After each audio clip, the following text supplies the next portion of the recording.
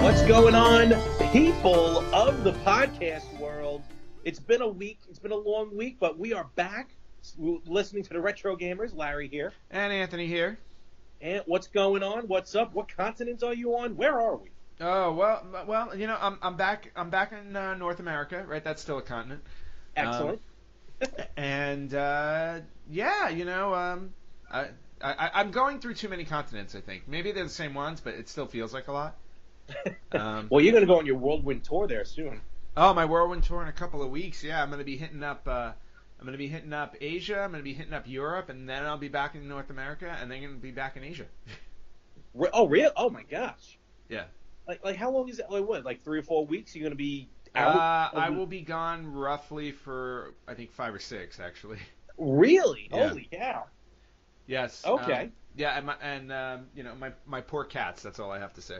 Oh yeah, I didn't. Oh, well, I'm sure you have someone watching them. Yes, I do have somebody watching. Okay, good.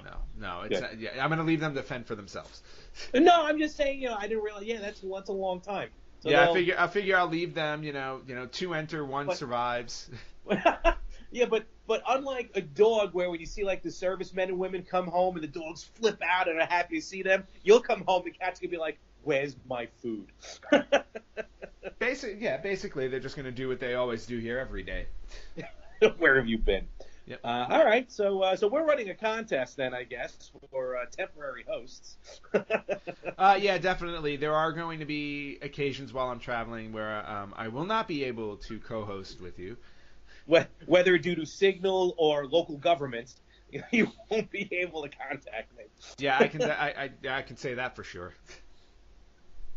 So we'll figure that out. Actually, we're starting to get some guests lined up. I don't want to reveal anything right now, but actually today I'm going to try and talk to a couple people as well. Ooh, and we surprises. got one of our buddies doing it.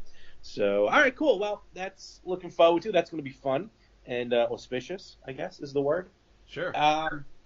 Other than that, though, everything else is going good? Yeah, no, everything's fine. You know, The last trip to Japan was really fun. Had a good time. Did my retro game shopping. Good. Which good. We will maybe discuss a little bit later. Yeah. You know, especially because of our contest. You know. Yeah. I'll never forgive Josh. Yeah, I know. Well, you know, I mean, you're definitely losing. There's no question about it. Or winning. It kind of depends on how you look at it. Well, I don't know. I mean, having to watch me destroy a Virtual Boy in your presence. That's losing. That's losing. Definitely the losing part. My collection is growing by leaps and bounds. Okay. Well, that's the winning part. Yes. And all right, so with Super Potato, you know, I know, you know, the people listen as well. You know, they probably think, oh, all they do is buy stuff every week. You know what? That is true. But today, I just want to mention a couple of things. We'll probably talk later about the cool stuff you picked up from Super Potato. And it's funny because I really went in like, I don't want anything, and you still talked me into a couple of things. And by talking, you texted me. Yeah, well, you know, that's what I do. That's what I do. But, I mean, why should I be the only one to spend money? I don't blame you on that one. And I'm looking at, you know, we have the Skype going on right now, and Ant's got a beautiful setup going on behind him. The regular Famicom and the disc drive. That is a beast. Yeah, it's gigantic. It's absolutely gigantic. And you actually have to put a piece into the cartridge slot to use the disc system. So you can't really? You have to unhook the disc system in order to play a regular cartridge again. Really? You take the whole piece off? Yeah, there's like a whole piece on top of it. I don't know if you can see. Wow. It. Yeah. No, that's all right. Yeah, there's like a big black. Oh, yeah. That. Yes. Yeah. Okay. So, wow. It just makes it that much more complicated to play. Good. Well, that's how they are. And fun. Well, myself, I just recently, and you can hear the we talked about it on the Yin and the Yang, because me and Anthony Chu were at Chiller Theater in New Jersey a couple weeks ago. Even talked a little bit with Frank on the Better Half about it, because he likes to keep track of my finances on how much I spent that weekend. But there was a little bit of retro involved with my trip to Chiller. First of all, I am going to do a quick cross promotion. Go to the Yin and the Yang Facebook page Mm-hmm. because we got Alan Oppenheimer, the voice of Skeletor from the original He-Man cartoon, to kind of give like a little plug. That's awesome. And there's a very funny story behind it where when I told him it was for a podcast, he started flipping out because he's like, no podcast. Me and Chew were like, what is going on? He's like, I don't want to be interviewed. We're like, whoa, we don't want to interview you. We just want you to talk like Skeletor for 10 seconds. At which point he's like, oh, fine, give me money. Yeah, then when I gave him the $50, we were good to go. But actually, he was very cool about it. So I Oh, also got a pop from him signed. But I want to show you some of this. Actually, I posted already on the Instagram page. I think one or two of them I may not have. But real quick, just 3 quick pieces. First of all, this isn't going to be retro gaming, but it's still retro and, quite frankly, a part of our childhood. $5 in the original clamshell. Oh, Transformers the movie. The VHS tape. Oh, do you know that I still have that in the clamshell? Do you? Awesome. Yes. Awesome. Yes. So that was in fact, there was just to get a little off video game topic. There was a meme I saw online this week too, where for anybody who's seen Avengers: Infinity War, I don't know if you've seen it yet or not, but I have. Oh, I have. I did. Okay. Obviously, everybody knew going into it that people were gonna die and it was gonna be brutal. People will die. But there was a meme. There was a meme somebody put up where, like, on the top it showed a picture of Thanos and it said, for those of you still trying to process, for those of you upset by who got killed in Infinity War, it's like, it's nothing in comparison to this, and it has an image of Optimus Prime dead on a slab from the Transformers movie. Oh my God, I remember, I cried when that. I'm like, no! Even to this day, if it hits me right, I'll be like, damn you, Optimus. And then damn you, Rodimus, because I hated Rodimus. Right, I was just going to say, and let's face it, Hot Rod was not a suitable replacement. Stupid Judd Hirsch. Yep. But anyway. So I was cool. Just nostalgia purposes, $5 on that one. And then I picked up for the man cave, a.k.a. my apartment, a.k.a. possibly what may look like a child's cave, this cool 3D art. So yes, I saw that. That was really cool. Oh, I did post it. Okay. Yeah. Yeah, this is from the Super Mario 3D art. Yep. Popsicart.com. Popsicart.com. Very nice. It was this or Mega Man. Same situation. Basically, what I'm holding up is just like a 3D pop art. Nothing major, but it's very nice. Super Mario 1, 2, and 3 with the different Marios, which evolved over the series. And he had one from Mega Man 1, 2, and 3, which I wanted to pick up because, I don't know, I have a lot of Mario, not much Mega Man. But Mega Man doesn't really evolve over the first 3 video games the way he looked, the way his sprites looked. No, he really doesn't. So as much as I wanted it, I'm like, it kind of made more sense to get Mario. So I got that. And then this one, I really like. This one I put up on the Facebook page. Right there. Yes. Jaws on NES, signed by Richard Dreyfuss. That is a terrible Richard Dreyfuss. But he was very cool. He signed it, and I remember he was like, "Whoa, what is this?" I'm like, "It's a Nintendo cartridge." What is this newfangled thing that you've shown me? It's a 30-year-old video game that sucks, sir. Like, even though it may not necessarily be based on the first movie, it still just says Jaws. And so that was really cool. He was nice. Richard Dreyfuss was nice. Got that signed. And one more little piece of retro gaming, at least a conversation. While I was at Chiller, I got Jeremy London's autograph. Now, Jeremy London was in Party of 5, I believe. But I remember him from Mallrats, the movie Mallrats. Yes, that's right. Mm-hmm. Great movie. Loved it. Wait. Are you sure it wasn't his twin brother pretending to be him? Yes, I didn't even know he had a twin brother. Yeah, he has an identical twin, Jason London. Oh, uh-oh. Unless Jeremy was there Saturday, Jason could have been there Sunday. And so I met Jeremy London, I think now, and don't mind the phone. And I went up to him like, "Hey, big fan, love Mallrats," got like a little poster signed. And then I told him, which is kind of true, I'm like, watching that movie recently, I didn't tell him about the podcast because I was kind of rushed through, but watching a movie recently, they're playing NHL 95, I think, in the movie because it came out in 95 on Genesis. And they talked about, Brody's talking about the Whalers and things like that. Mm-hmm. So I'm like, watching the movie again got me to really get interested in the hockey games again. And that's when I kind of picked up NHLPA. And he just goes, "Oh, I didn't know they were still making new ones." I'm like, no, not a new game on the Genesis. I'm talking about the old game I picked up in a store. I completely confused this man. Okay. I don't think he understood. But to your point, when you go to Game On, you keep seeing new versions of NHL on Genesis because you told me there was NHL 15 and the homebrews that the general public's not gonna know about. Right, but that's still kind of awesome. Oh no, that part's awesome. Yeah, but Jeremy London was just happy that someone took his autograph. Mm-hmm. It was probably Jason. And beyond that, I didn't get into a fight with anyone, so that was good. Ah. What the hell else? What were we supposed to talk about if you didn't get into a fight with anybody? But it was fun listening to the guy who played Shao Kahn in Mortal Kombat Annihilation. Oh, yes. Absolutely rip into Jean-Claude Van Damme. Well, that's a story you should have recorded. Well, we talk about it on the Yin and the Yang. I think I talk about it on the Better Half. You should have actually. Shao Kahn would have been great to get for our podcast. You have him for us. I should have, because he is Shao Kahn. Exactly. See, it would have worked out perfectly. But you're never thinking about us. I get it. I thought about. Listen, I didn't have enough money to do any other shout, and he wasn't doing that. Only Alan Oppenheimer was. He's got 3 voices: Skeletor, some sort of no-name Transformer, and Falcor. Oh, lovely. Yeah. All right. Well, I'm glad you had a good time at Chiller Theater. It was good. Yeah. That's fantastic.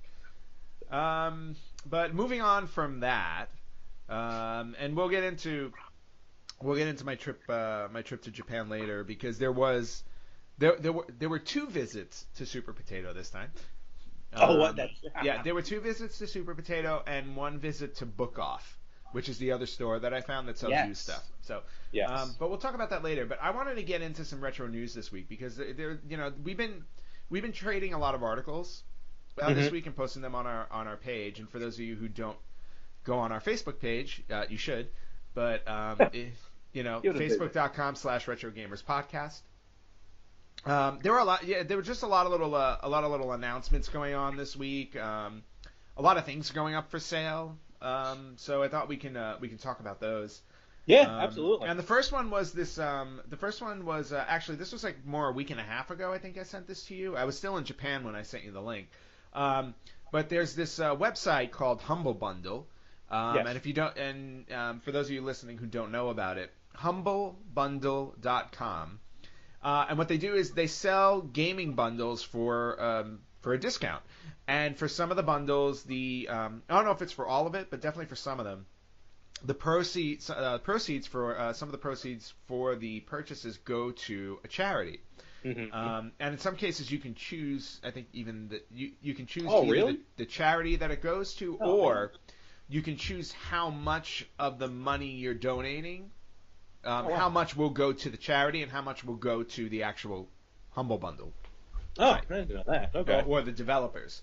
Yeah, because I noticed it because when I purchased this particular set, there's an option underneath, and it's like, well, how much do you want to go to charity? And naturally, I kind of upticked it a bit because I wanted more to go to charity.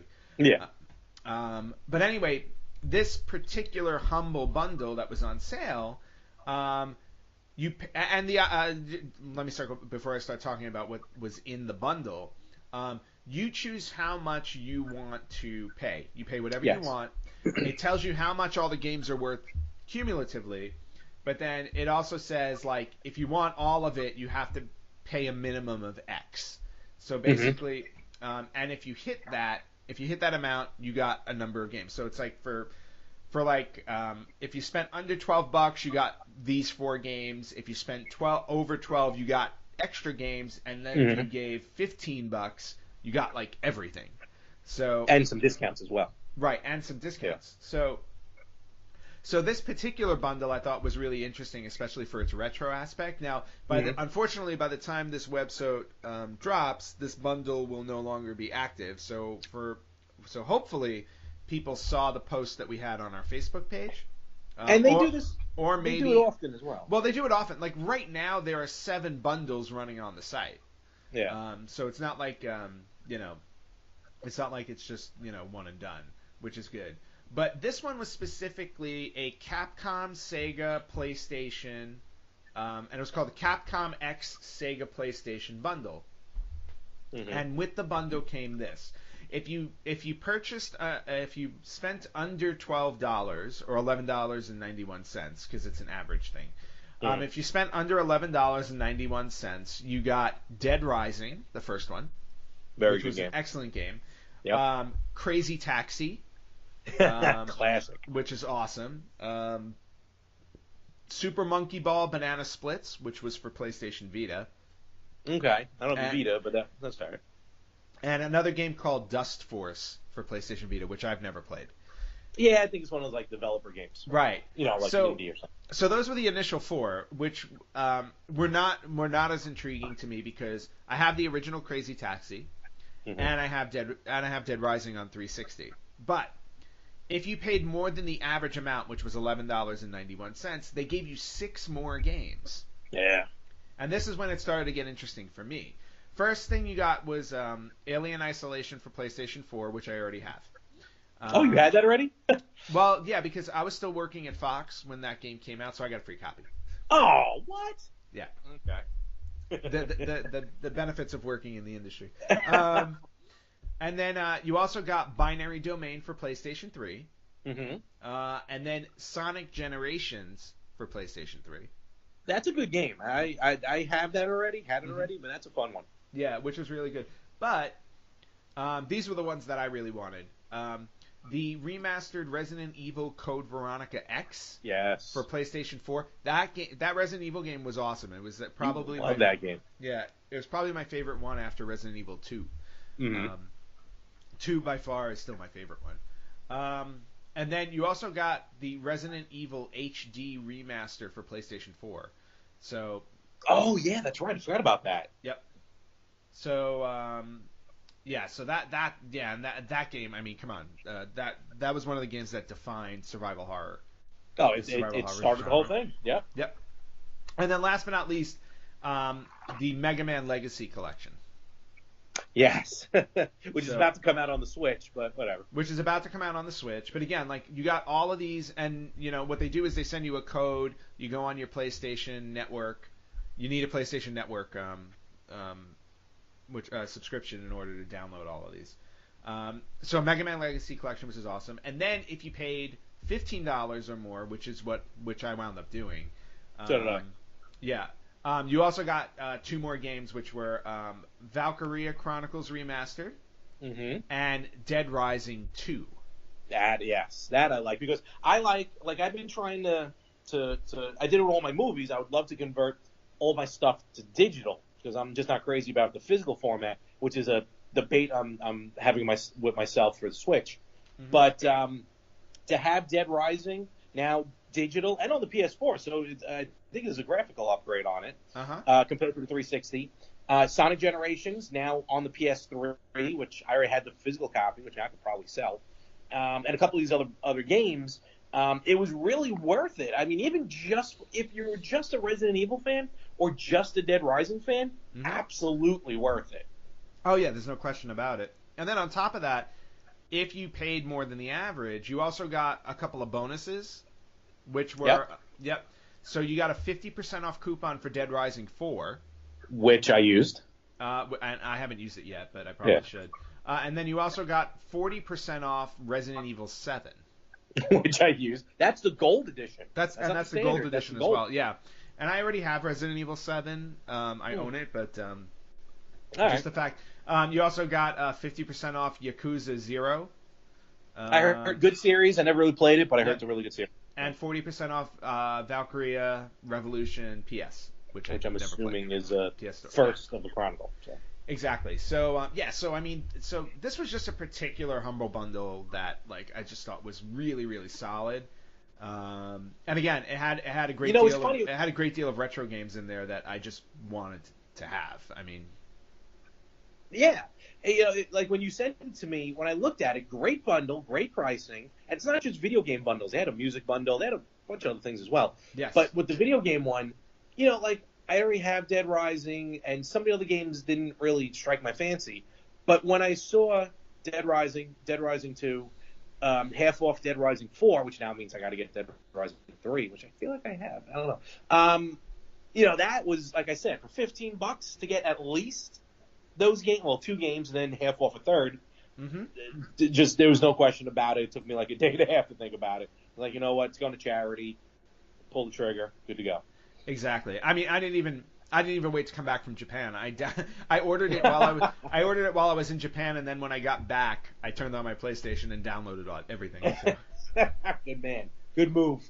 But anyway, but the real, so it was a good bundle, but it's also just something to point out to anybody listening. Check out humblebundle.com. They have really good deals there, and the proceeds go to good causes, which is really cool. Yeah. And they've been doing it for a while. Like I said, a friend of mine at work, when I told him, because I thought it was a new thing, they're like, oh yeah, I've done that before for Steam. I was like, oh, all right, well now they have one for PlayStation. Yeah, well there you go. Yep. And then speaking of collections, since we just talked about a collection that we bought, Larry, you found something interesting about a specific collection, in form of a news article, and I don't know if you have the article up. I don't think you do. Yeah, to pull the curtain back, I'm kind of doing this on my phone here. I'm not at the studio, if you will. Yeah. But from what I remember, basically what's going on is a gentleman in New Jersey has this massive retro game collection. He started when he was like 7 years old, and I think he's like 44, 45 now. He's collected just games, systems, computers. He's got like an Apple II. He's got some weird stuff from Japan, computer-wise, like that we've mentioned, and we still don't know what they look like. So he said it started off as a hobby, but now it's turned into a burden almost, which I guess I can understand that. So he's looking to auction this stuff off. Now, it's not an eBay thing. It's an actual auction site that's going to be running this. And I believe you probably have the article in front of you. I don't know if they're doing it just as one lump collection, or they're just going to do it separately, piecemeal. But I think it's something to look into. Yeah, no, it definitely is. I mean, the fact that, he's saying here, it's a 35-year collection. So, and the images show, like, Neo Geo, and I don't know what else is in here. Do they have MSX. A certain... Oh, really? Oh, I can use that. Yeah, he's got like MSX, Atari 5200, Atari Flashbacks. I see. Let's see, what else am I seeing in here? Any particular red console? Do I see a red console? Let's see. With legs? Wow, no, but I don't see a red console. So apparently, not even he would stoop so low as to buy a Virtual Boy. 35 years worth of collecting and no Virtual Boy. That really says something, Larry.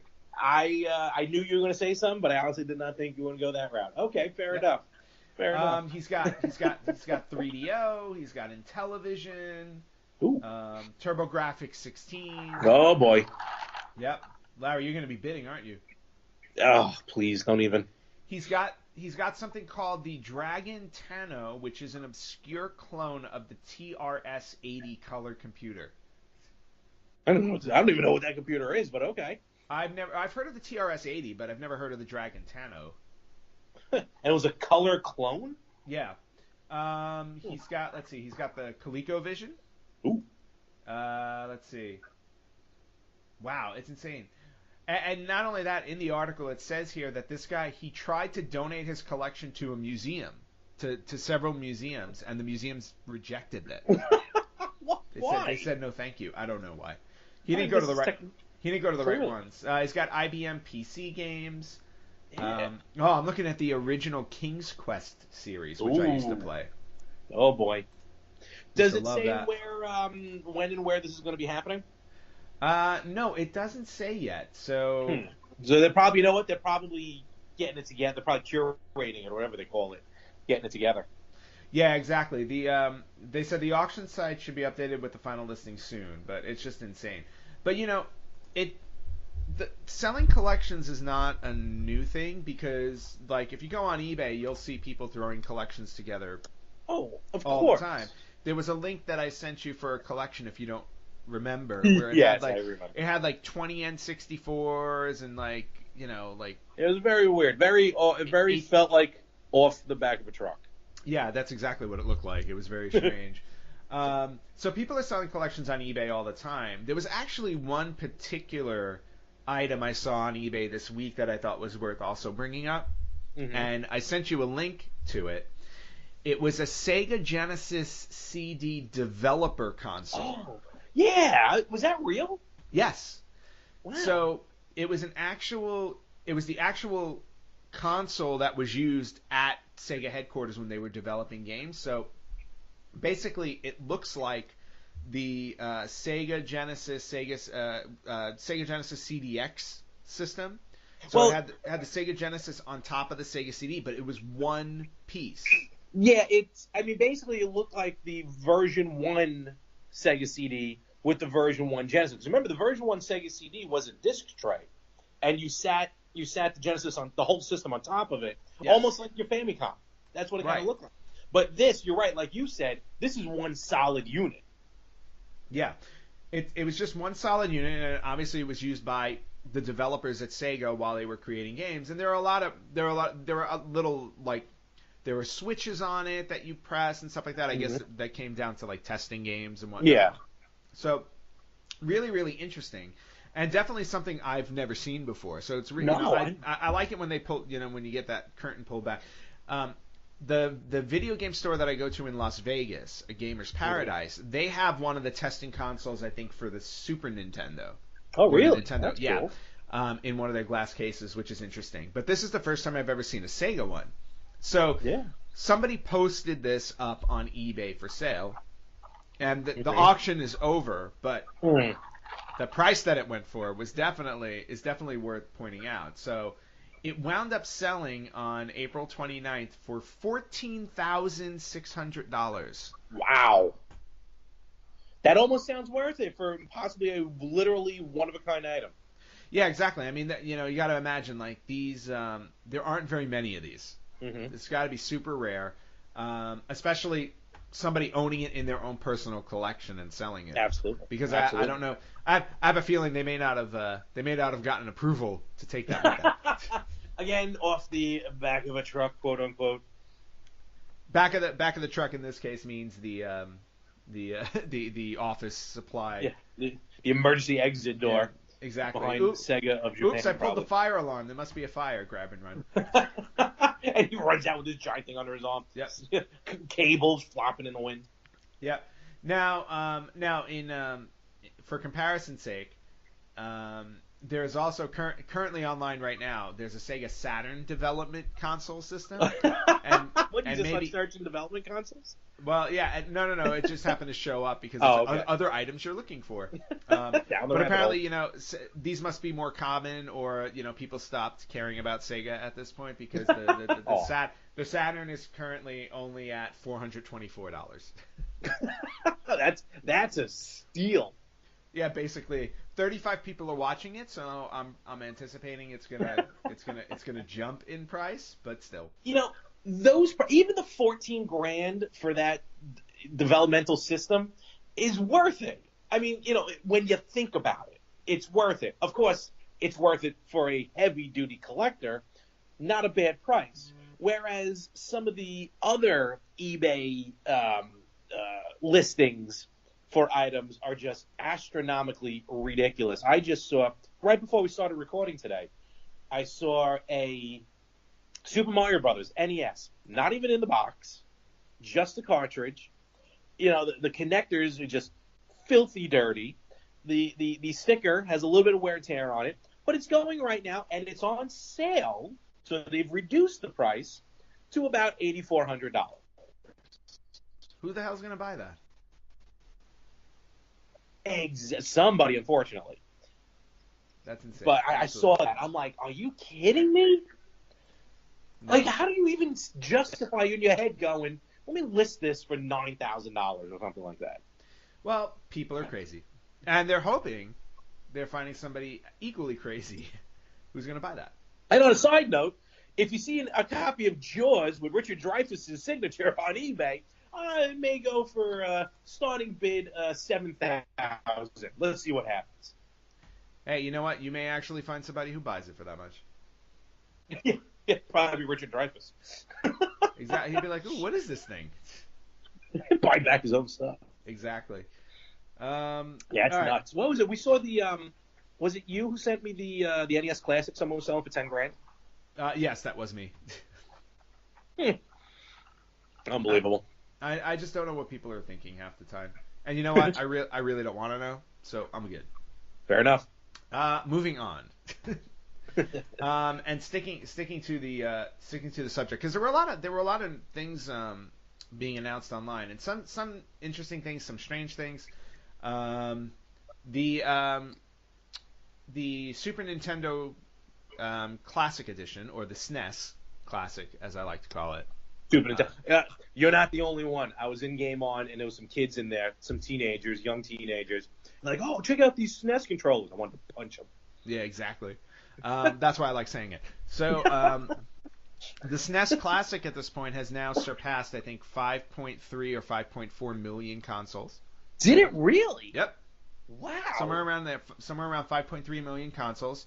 So Nintendo definitely learned their lesson about not having enough NES Classics. I wonder how many of the NES Classics sold. I think they only wound up selling like 1.5 or 2. Which is all they were. I mean, that's all they were looking for anyway. Basically, so. Yeah, that's all they were looking for. But wow. Obviously, the demand for these little mini consoles are huge. That's why Nintendo is going back and creating more NES Classics this summer. And yes, that's true. And I've seen them pop up. I've seen some people. There's a couple groups I'm members with on Facebook. Like their local Targets or WalMarts will have these in stock. Not a lot, but we'll have some in stock. Amazon about a week ago had them like on a flash deal, regular price, $80. Yeah, I mean because they're readily available. When I was in Japan, I saw the Super Famicom Classic just sitting on a shelf. Oh, did you? Yep. Just sitting on a shelf. Yeah, you told me about that. Yeah, I told you. Yeah. They had like 20 of them just sitting there, and I was like, okay, that's kind of cool to know that they're just in stock. I did not buy one. I need to get a European one. Yes, I was searching for a Retro Freak, which which you wound up purchasing, but I didn't. I did, and I think they're shipping it by boat and mule. So yes. Who knows when I'm going to get it. And the Retro Freak, for those who don't know what that is, that we talked about that I think on the last show. But we did. But it's a console that can basically play 12 different systems. Basically, as an emulator, you can download the ROMs. Yep. You can rip the ROMs, I should say. If you listen, literally our last episode, we talked about it. It's not bad. It looked like it's really worth it, and I'll give you a review once I get it. Which we're all looking forward to. Absolutely, because I got to find a TurboGrafx game. Yeah, yes, you do. But going back to the whole mini console craze, we talked about a couple of weeks ago how now Sega has announced the Mega Drive Mini. I'm not even. You know what? And not even a blip on my radar anymore. Yeah, I know. Especially because of the tweet from @Games, basically saying @Games is developing it, and they're the ones that developed the really awful Sega Genesis Flashback. But now we have SNK announcing the Neo Geo Mini. And not only did they announce the Neo Geo Mini, but they have revealed the look of it. And they're definitely going for something different. There's no question about it. Because the Neo Geo Mini, and we posted this on our Facebook page, so just look for the article, it resembles basically a miniature arcade. Yeah, like what they call a bar top arcade. Yeah. Half the size. Which is really, I like that. Or even it looks like, remember when we were little, like the little mini arcades, like a Donkey Kong or a Popeye? Yeah. I mean, they were mostly LEDs or just light ups. But no, for a minute, I thought it wasn't an SNK product, but it looks like it's an official SNK. No. It's an official SNK product, and it is resembling the. It's definitely resembling like a little miniature arcade, because if you think about it, like Neo Geo, like, granted they came out with a home console system, but it was not successful. They were arcade. But you usually played these games in the arcade. Absolutely. Yeah, but so it's got a small joystick and the buttons and whatnot, but it also has an HDMI hookup So Yes. you can Saw hook that. it up. You can hook it up to your television and play it in a traditional manner. And it also has a controller port, so you can hook up a controller. So you're not just using the little joystick and buttons while you're playing I on wonder it. if you're able to use an original Neo Geo controller. Uh, I would hope so. Yeah, right. I forgot what their plugins look like, what Yeah. their connector looks like. And That's then cool. I like that. To hook it yeah, up I to the like the TV. concept. And then the games listed are interesting too, but It's like nine King of Fighters and like 4 Metal Slugs, aren't there? yeah, and that's probably my big my one critique about it is that it's kind of limited in the number of games because of the fact of you've got 5 King of Fighters, you've got 6 Metal Slugs. Oh God, they got all of them. All right. Yeah, you've got both King of the Monsters, which is great. Okay. You've got is it just you got 2 samurai? No, 3 samurai showdowns. So yeah, it's definitely repetitive to that respect. But when you also think about it, how many other games really were there on the Neo Geo that were particularly memorable? The only one I know is like Nom 75. That's about it. Yeah, and that did not make the cut. No. So what's that say about Nom 75? Terrible game. There is a football game that made it there though. Oh really? Football Frenzy.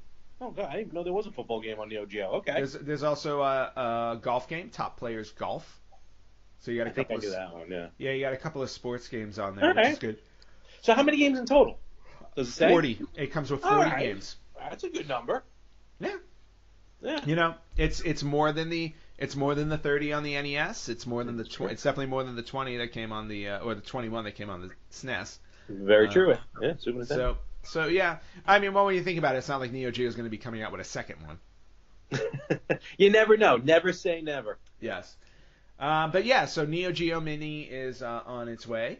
Larry, I believe you found some information about the Atari VCS. Yes. Because being on the mailing list does tremendous wonders for news. So the Atari VCS will officially be going on pre-sale through their Indiegogo May 30th. That is Wednesday, May 30th. So if you're at work, take off. So the pre-orders go in there. I don't think they revealed pricing yet. Well, they may have. No, I think people are speculating. But you can basically now here's where the issue is going to lie. Here's where I'm going to be nuts because they're going to have the limited edition console with I believe that's the one with the wood paneling on it. Okay. And then you get that kind of black one that they showed as well, like the all black with the red lights. They'll have the wireless controllers. I believe you can hook up original controllers to it. I'm not 100% sure on that. Again, forgive me, I don't have the article in front of me, so I'm doing this from memory. But May 30th, bottom line, that's the date. That's when this bad boy goes on sale. It's going to have, I believe, and again, I don't know, Van, if you have the article in front of you, so you can correct me if I'm wrong. It may have 100 Atari games on it, and then on top of that, it's a Linux-based system. So you're going to be able to download.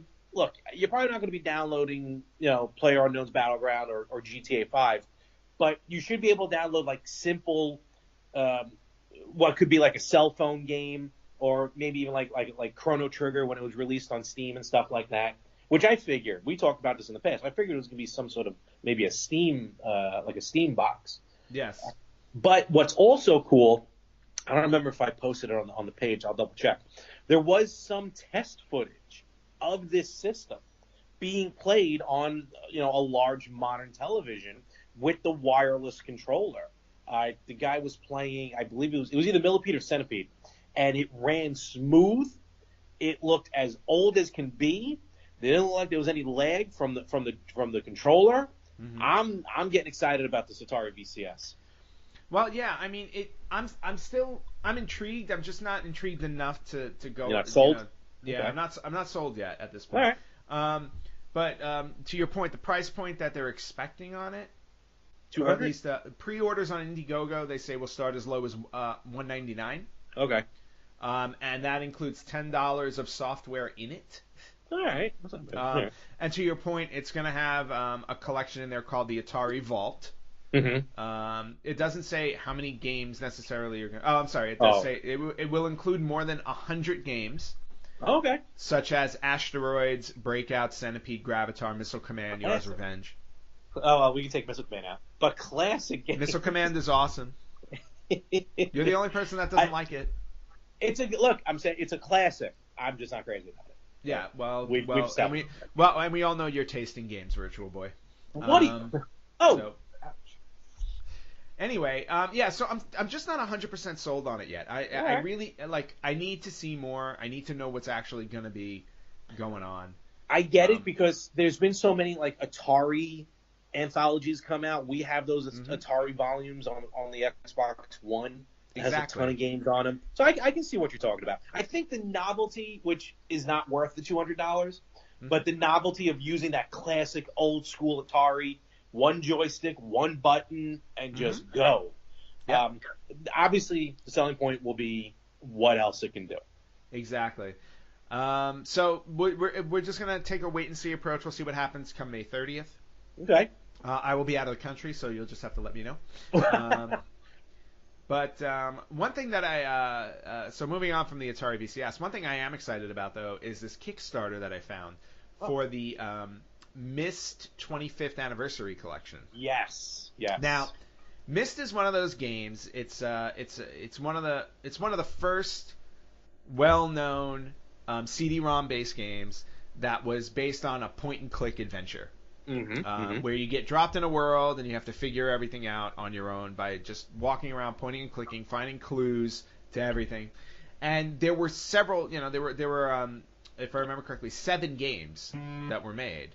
And I didn't realize there were that many. Yeah, there were. You had Myst, you had Riven, which was the sequel. Then you had Myst 3 Exile, Myst 4 Revelation, Myst 5 End of Ages, Myst Uru, Complete Chronicles, and then Real Myst Masterpiece Edition. Oh, Real Myst! Oh boy.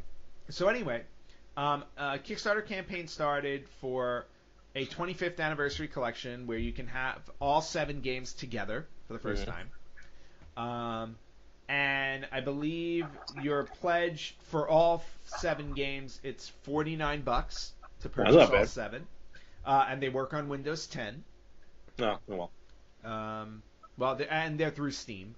So anyway, but again, it's one of those things because we talked about how Atari's using Indiegogo to raise money for it because they want to see what they could do for pre-sales. They did the same thing here with Myst. They were looking to raise $247,500 in order to launch this goal, to launch this campaign. They have raised $1.46 million. There you go. So there's definitely a lot of love for Myst out there. Where's all that extra going? Yeah. I remember I owned Myst and Riven, and I never beat them. I just I put them aside because I fell in love with Seventh Guest at the same time, so that was more important to me. But how much time is left on the Kickstarter? There are 19 days to go on the Kickstarter, and that's as of when we're recording. Right. So. So when this drops on Tuesday, there will be about 16 days left to go. Okay. So anybody out there who knows Myst or loves point-and-click adventure games, you may definitely want to get your hands on the Myst 25th Anniversary Collection. Absolutely. And anybody who wants to add some more to their cartridge collection, Larry, I sent you this link.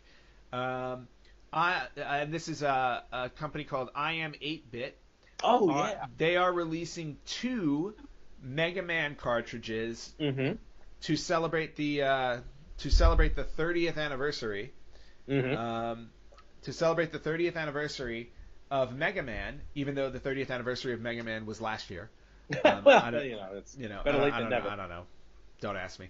But they are releasing a special anniversary cartridge for Mega Man 2 for the NES. And Mega Man X for the Super Nintendo. Yes, this is becoming a new thing, and this is from Capcom. This is a licensed product because it was either last year or the year before.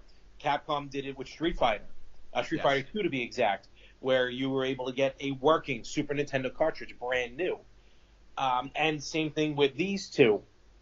And I think you get some. I forgot what the other perks are. You get some other things with it and collectings. And there's going to be. It's cool because you have the photo in front of you. They got like this blue hue to them, Yes. each cartridge. But and this is the part that's, I guess, either annoying or cool depending on what kind of collector you are. They're gonna have special edition cartridges, which I think are gonna be like see through. Yes. But those are gonna be randomly sent to Correct. purchaser, so you can't just choose that one. Same thing with Street Fighter. There was like a clear red and like a solid red. So again, I don't know if you you like the chance. Yeah. So basically, one in 8 will get a glow in the dark blue cartridge. Oh, I didn't know it was glow in the dark. Oh Yeah. man. 1 in 8 will get a glow in the dark blue cartridge. They're limited to 8,500 pieces in terms of the cartridge itself, and you can purchase one for a cool C note. They are $100, which is, I'm sorry, that's too much money for a classic cartridge. What other stuff you get? There's got to be more to it. You get a brand new playable cartridge Fair in enough. your original system, but you need your original system to play it. Dual fold box with foil gloss and embossments. A premium instruction booklet with foreword by author Salvatore Payne. I don't know who that is, but okay. It says retro pack-in surprises. Don't know what those are. All right. Package design and restoration by Django Snow Art and Design. And that's really it. I mean, what? Cartridge went for 50 back in the day, maybe 60 for the Super Nintendo. Yeah. The price is a little weird, especially on where Mega Man 2 is on the NES Classic, Mega Man X is on the Super NES Classic. Not only that, both of these are going to be on the Legacy collections that are going to be coming out really soon. And, I mean, it's cool from a collector's point. It's cool, but let's face facts. You could probably still buy, even in box, Mega Man 2 and Mega Man X for a very good price. Maybe less than 100.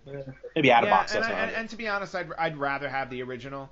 But for people who like these collector's edition stuff, they will start shipping in late September. Okay. So you can obviously purchase it now, so you get one, since they are limited to 8,500 pieces. It's for the collector. That's exactly what it is. And only 1,000 of them will be the glow in the dark. So.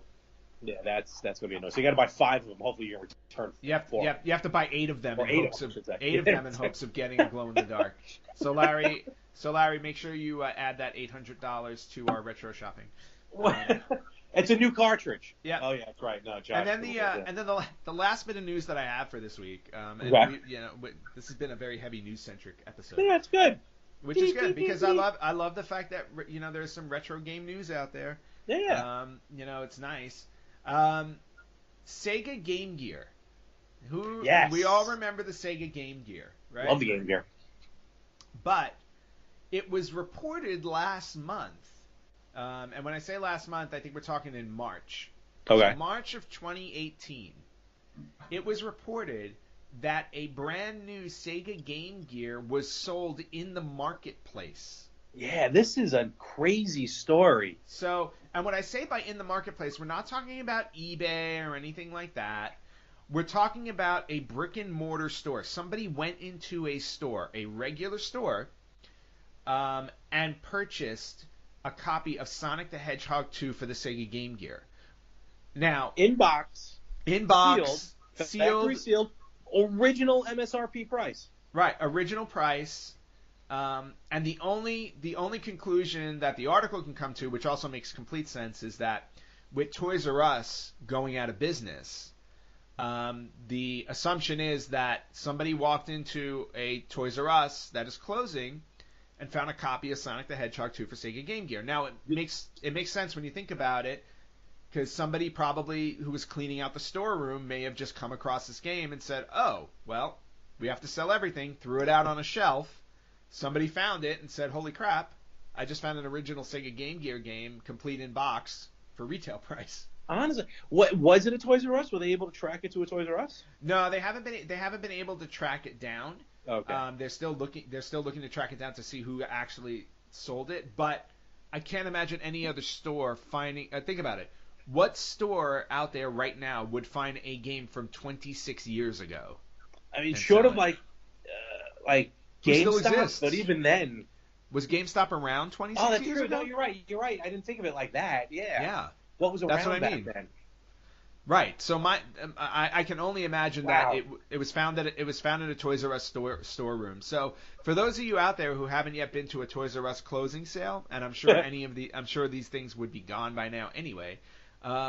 Hit up your local Toys R Us that's closing and see what's going on. I was actually at Toys R Us recently. The ones by me now, video games are 20% off. There you go. All right. So other stores have already closed, depending on where you are location wise. Yeah. The ones in LA seem to be the ones that are going to be closing later. Okay. But I have a friend whose Toys R Us was already up to like 70% off 3 or 4 weeks ago. Oh wow. Yeah, so depending on where you are, you can still hit up a Toys R Us and get some stuff on discount, especially video games on deep discount. Although the games you're going to buy right now are going to be from like Xbox 360 and up. Yeah, ain't no game here. But still, you can take advantage of that. Can and you that's imagine, all the. What? I was going to say real quick. Can you imagine being at Sega, being over there in the accounting department, and just like all of a sudden this little blip comes up on the radar? Like, Yeah. oh, what the hell is that? And you look at it, and like the person almost kind of like doing a double take, having to clean their glasses, checking what this is. Like I can imagine, like in a cartoon, like they scan it at the store, and then you can see it travel through the wires and hitting Sega, and then them going. Well, I mean, Sega completely throwing off their infrastructure. I was just gonna say, Sega of America just earned themselves a cool $1.56. There you go. That is pure profit right there, my friend. Yeah, exactly. And that's pretty much that's all the news that I have for this week, which basically almost took up the whole episode. Hey, listen, that's good. We got this. I like the news. The news is good. It's been a while since we really discussed news. The show's always evolving, people. We're always evolving. We're trying to keep it fresh, trying to change it up a little bit. So Don't worry. A lot of your favorite segments aren't gone forever. So. Exactly. And speaking of, it's time for me to. We're going to circle back as we close up, I think, to talk about the purchases that happened in Japan. Yes. So, let's do that. So since I did hit up 2 Super Potatoes, separate ones. Yeah, 2 separate Super Potatoes that are a block and a half away. That are a block and a half away from each other. Terrible marketing. Okay. I know, absolutely terrible, but they don't care. They're making money. And then Book Off, which is this other used store. So the first thing I'll bring up is that a friend of mine has been looking for an SNES, not an SNES, an NES Classic for a long time. Mm-hmm. And I told him about the Mini Famicom, and I said, well, if I can find you a Famicom Mini in Japan, would you want that? I go, it's the same exact thing. And he said yes. So I was fortunate enough this trip, when I went to Book Off, to find a Famicom Mini, which I picked up for him. Good. And that would be Jay, the co-host from a couple of weeks ago. Oh, so Jay, yes, wonderful. Jay, your Famicom Mini is at my house and waiting for you to pick it up. He also got himself a nice little Ultraman action figure. He wanted. He wanted an official Japan Ultraman action figure, which I found for him as well. And I just at Chiller, one of the actors from Ultraman was there. There you go. Yeah. And then so then I hit up a few stores, and well, first off, before we even get to the video game stores, across the street from my hotel, okay, in Osaka, is a store that we don't know of in the States anymore, which is Tower Records. What? Wow. I haven't seen a Tower Records bag in a long time. And if you can hear the crinkling that I have right now, I'm just showing Larry a Tower Records bag, complete with the little sticker. Remember they used to seal it with this little piece of tape that says Tower Records? Oh my God, I do remember that. Yes. Yeah. So I found a Tower Records across the street from the Hilton I was staying at. And there are multiple ones. I like on my way to Super Potato, there's another Tower Records, like on that block. So it's not like it's not like there's just one left. They're still all over Japan. It's like the Blockbusters up in Alaska. Right. But the coolest thing about this Tower Records, which I never saw growing up here when we had a Tower Records or any other music store, is that they have an entire section for video game music. Yeah, you were telling me about that. That's and really interesting. Yeah, exactly. And they have games from present all the way back. And you're not talking like just like a little like section in the CD rack. Like you're talking like an aisle. No, yeah, there's an aisle for just video game music. And let me tell you something. I could have easily spent a couple of $100 there because I saw so many soundtracks that I wanted. But I settled on the 30th anniversary Legend of Zelda game collection. Oh, very cool. That's a thick.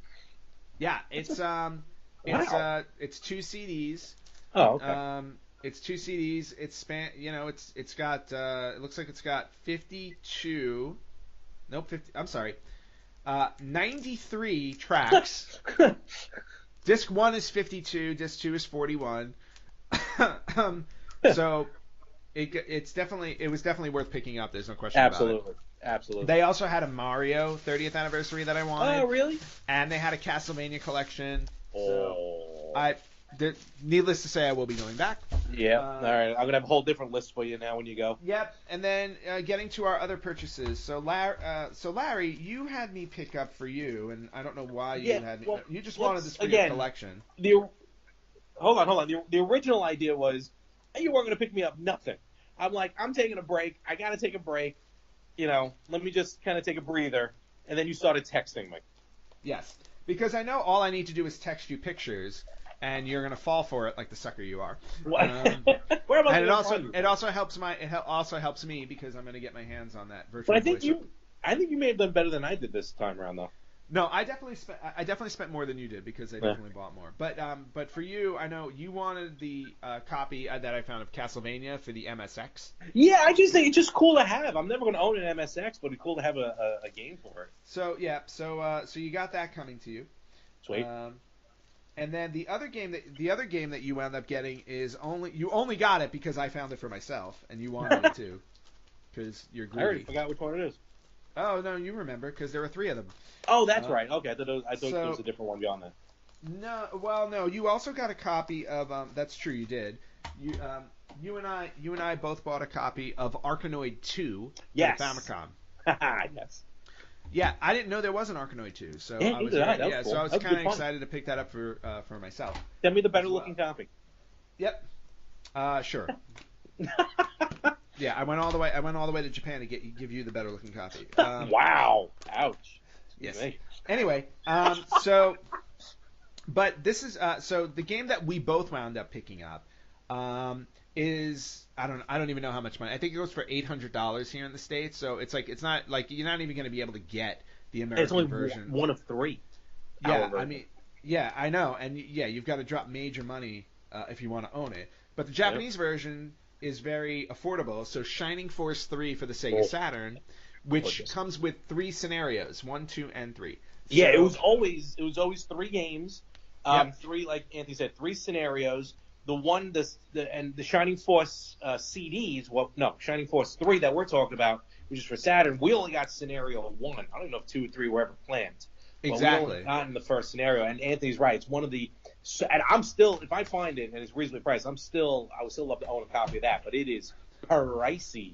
Yeah, for that. And trust me, I definitely want to get the US version too because I want to play it. So exactly. But for right now, the Japanese versions, and I have a Sega Saturn, and from what I understand, there's a way to play Japanese games on it. So there will be an opportunity for me to play it. Very cool. One game I purchased that I definitely will not be able to play on my American Sega CD is Shining Force CD, which I also found. That's very cool. I like that. Yes, and again, the American version, you just purchased the American version on eBay, which is a more affordable. Yeah, it's more affordable. It's Not bad. You can get it for $100. Not bad. But I just thought it was really cool to have the Japanese version. Oh, and it's got the complete artwork and instruction booklet, which is really cool. Absolutely. And then rounding out the rest of what I purchased, I grabbed a copy of Superman for Famicom. Oh wow, that's a nice one. Yeah, I mean, it's a nice looking cartridge. It's a blue cartridge. The label's really cool with Superman punching through it. Yeah, which is nice. Is that the Superman one that we got with the little Superman and it was just terrible? No, I think that was the Atari one. Oh, okay. That you're thinking of. But anyway, moving on because I have to get going, Larry. Oh God! All right. I am personally running out of time. So I picked up for the Famicom Disk System. Ooh. A couple of games. One was ice hockey because I thought that would be cool to try. That's awesome. Yeah, and I love the artwork. Of That's what I'm talking about. Goofballs. And then thanks to Jay because he got me thinking about it. I picked up a copy of Ultraman. That's cool. For the disc system. That's cool.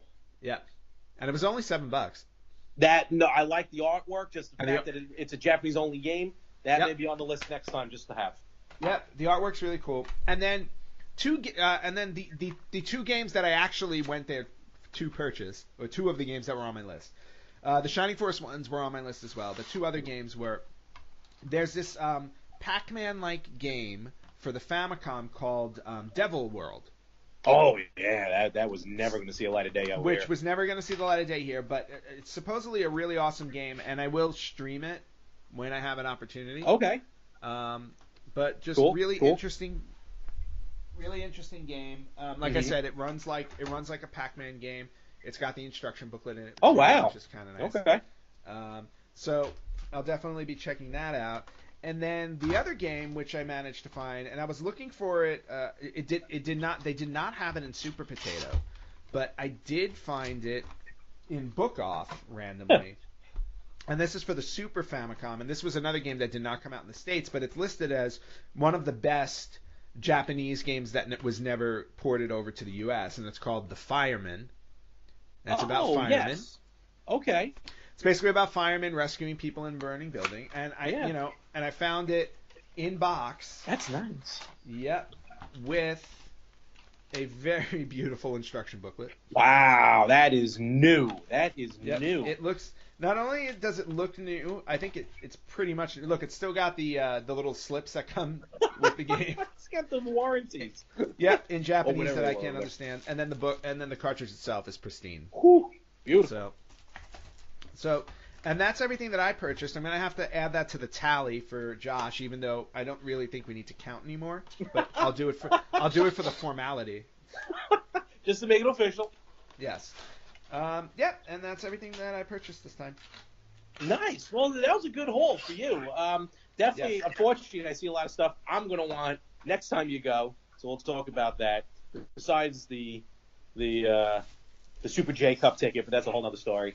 Oh, yes, and I will be. Yeah, that's right. I will be going to New Japan Pro Wrestling's Super J Cup show on my next trip to Japan. I'm really excited about it.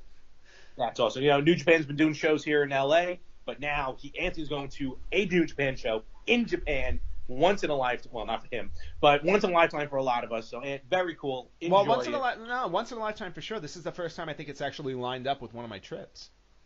Oh, okay. Or at least as far as I know. I don't know. This was my 10th trip to Japan. Wow. Yeah. But we'll talk in January. So. Yes, we will. Okay. So I think that's all we got for today. All right, cool. Let's then wrap it up. I know you got to go. Remember, folks, everywhere, Instagram at @the_RetroGamers. Not everywhere. That's Instagram.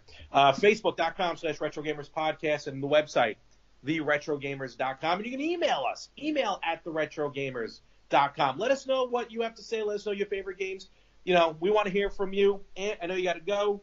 Hope your teeth are okay because you're going to the dentist. Thank you very much. Yeah, nope. Just going for a cleaning. Everything's okay in there. I don't want them to virtual boy my teeth. Oh, come on now. And me, I don't know what I'm doing today. We'll see what happens. I'm sure I'm going to a little store somewhere on Long Island. And I'm sure you are.